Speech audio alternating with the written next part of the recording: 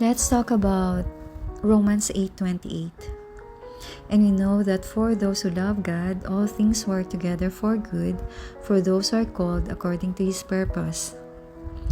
This is one of the most well-known verses in the Bible and one of its most life-giving promises, a sure foundation to stand upon in the storms of life and an ever-flowing source of comfort.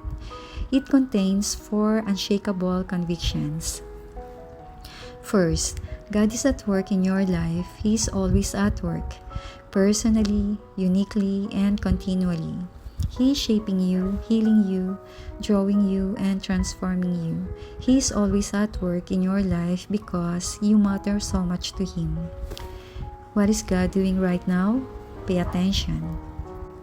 Second, God is at work in your life for good, not necessarily for your success, comfort, or happiness, but for your good. In the Old Testament, Joseph's own brothers betrayed him and sold him into slavery in a foreign land. What pain and anguish he endured for years, but God meant it for good and eventually elevated Joseph to prime minister of all Egypt. Genesis 50:20 states, "As for you, you meant evil against me, but God meant it for good, to bring it about that many people should be kept alive as they are today." Third, God is at work in your life for good in all things. This is the incredible part. Not some things or many things or most things, but all things, even things that are bad, tragic, or evil. God will take them and bring good out of them. Somehow, some way, someday, God will redeem it, whatever it is.